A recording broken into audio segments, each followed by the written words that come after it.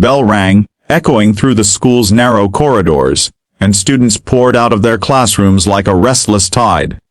But, in the chemistry lab, the atmosphere was different. Tense, electric, and just a little too quiet. At the front of the room stood a woman no one really knew yet.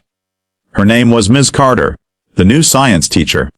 She was tall, with calm, watchful eyes that gave nothing away, and though she smiled politely at her students, something about her silence unsettled them. The kids whispered, "She's too serious, too cold, maybe too weak." 3 boys at the back of the class had already decided she'd be their next victim. They were the kind who fed on fear, loud in groups, cruel in corners, and always looking for someone new to test. And to them, Ms. Carter looked like the perfect target. The trouble started small. Notes tossed across the room, fake coughing fits, the hiss of whispers when her back was turned. But Ms. Carter didn't react. She never flinched, never raised her voice.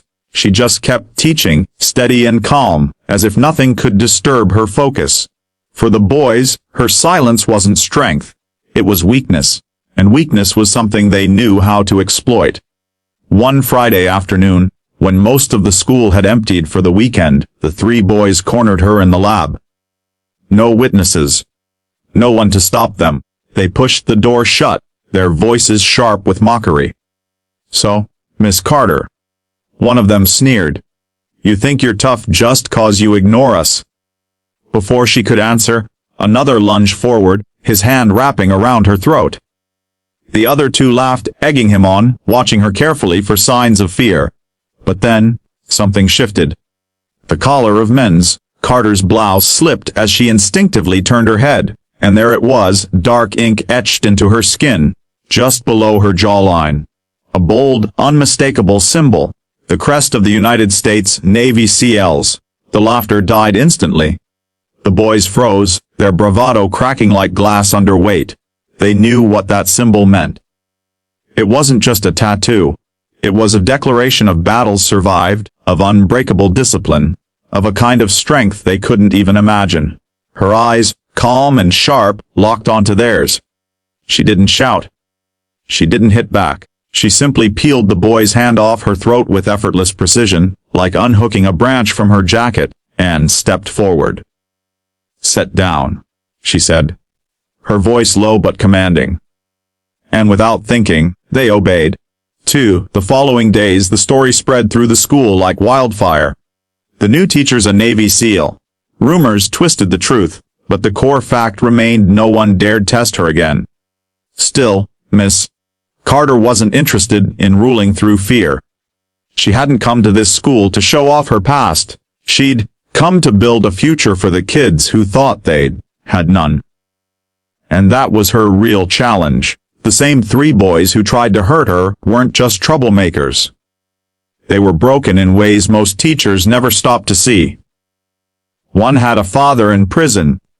Another carried the weight of poverty. And the third masked his fear of failure with cruelty. Ms. Carter could have written them off. Many already had. But she saw something else. A reflection of battles she herself had fought. Not on foreign soil, but in her own life.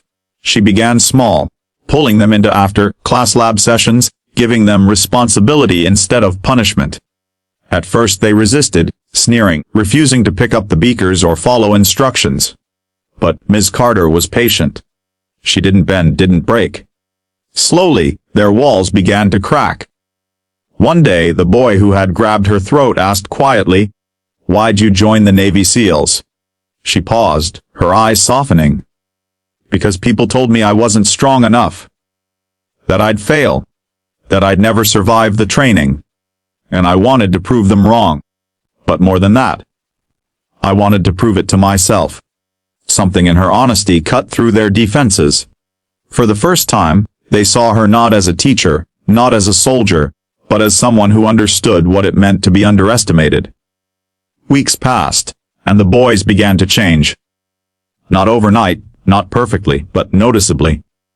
They raised their hands in class instead of disrupting it. They stayed behind to finish experiments. They even defended her when other kids whispered behind her back. But the true test came during a school science fair. The boys were tasked with building a project worth presenting to the community. Doubt crept back in. Voices of failure, of worthlessness, of "you're just troublemakers." They nearly gave up. That's when Ms. Carter rolled up her sleeve, showing them the tattoo again. "This isn't just a mark," she said firmly. "It's a reminder.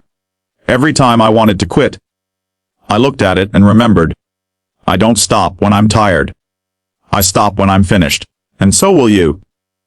They worked harder than they ever had, pouring themselves into the project. And when the fair arrived, their experiment didn't just function.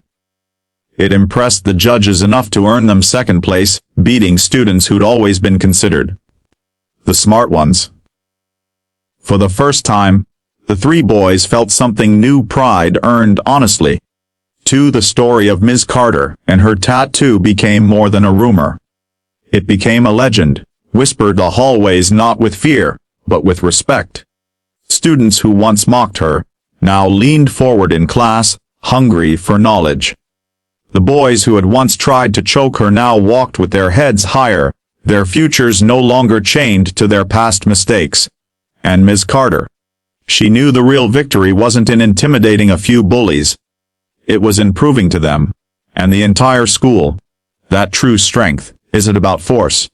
It's about resilience, discipline, and the courage to lift others when they're too broken to stand.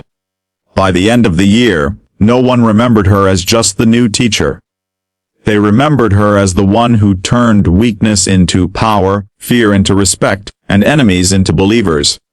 Her message echoed long after she left the classroom. The battles you fight inside matter more than the ones outside.